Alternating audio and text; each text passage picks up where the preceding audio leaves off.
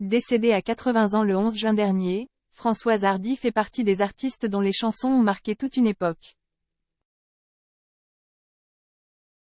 Mais dont les histoires d'amour, également, sont inoubliables. Longtemps en couple avec Jacques Dutronc, le père de son fils Thomas, elle a d'abord partagé sa vie avec un autre chanteur.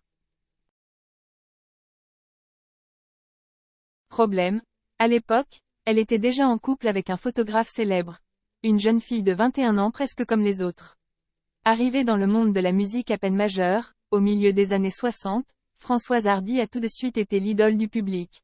Jeune, jolie et pleine de fraîcheur, la jeune fille, devenue star des yéyés, a rapidement enchaîné tubes et concerts dans la France entière. Sans oublier de profiter de ses histoires d'amour. À l'époque loin de Jacques Dutronc, le futur père de son fils, elle est intégrée dans la bande de Salut les copains, et vit une belle romance avec le photographe Jean-Marie Perrier, âgé de quelques années de plus qu'elle et auteur de la célèbre photo qui les réunira tous. Une belle romance pas simple à faire tenir sur la durée, au fur et à mesure des mois, leur carrière grandit et les éloigne. D'ailleurs, la jeune femme finit même par craquer pour un autre. Le 3 février 1965, elle part pour une longue tournée avec 3 autres chanteurs, Hugo Frey, Éric Chardin et Ronnie Bird. Tous les 4 doivent faire 42 dates, dans plusieurs pays comme la Suisse et l'Italie. À l'époque, le dernier est encore peu connu du grand public et commence à faire carrière avec des reprises de standards américains traduits en français.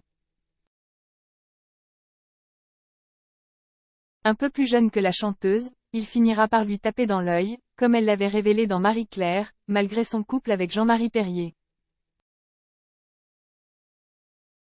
C'était une tournée à succès mais j'étais si malheureuse de ne jamais voir Jean-Marie Perrier pendant cette tournée qui a duré 2 interminables mois, que Jay finit par m'amouracher du chanteur Couille passé en levée de rideau, Ronnie Bird, un jeune artiste talentueux et un garçon adorable. Avait-elle révélé une amourette que sa biographie, Le temps de l'amour, de Christian Eudeline, aborde, qualifiant de certains rapprochements la petite histoire entre les deux chanteurs, il aborde aussi l'éloignement passager de Jean-Marie Perrier, qui est lui-même pris dans sa carrière. Un éloignement et une petite romance qui ne les a cependant pas séparés immédiatement. Retournant auprès de son photographe après la tournée, Françoise Hardy ne se séparera de lui que plusieurs mois plus tard. Sa rencontre avec Jacques Dutronc. Et c'est d'ailleurs dans cette période qu'elle rencontrera l'homme de sa vie, le chanteur Jacques Dutronc. À l'époque, sa carrière continue de grimper et elle tombe sur un jeune homme dans une maison de disques. Un jour, dans son bureau, Jay aperçut un garçon affreux, qui avait des lunettes avec des verres de myope très épais et qui, en plus, était plein de boutons. Donc, Jay à peine fait attention à lui. Racontait-elle en interview récemment. Je l'ai retrouvé quand je faisais de la scène. Il était pas mal, là, il commençait à être bien, blond, les yeux. Avait-elle ensuite complété auprès de nos confrères du Parisien. À l'époque, tous les deux se croisent régulièrement mais ne se parlent pas. Jusqu'à ce que la chanteuse, qui a 23 ans à l'époque, ne prenne son courage à 2 mains.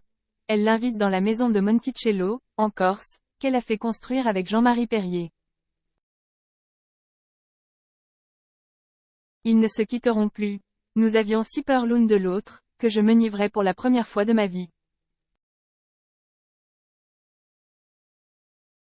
Lui, qui s'exprime si peu, me parla pendant des heures, et tout se termina sur l'oreiller.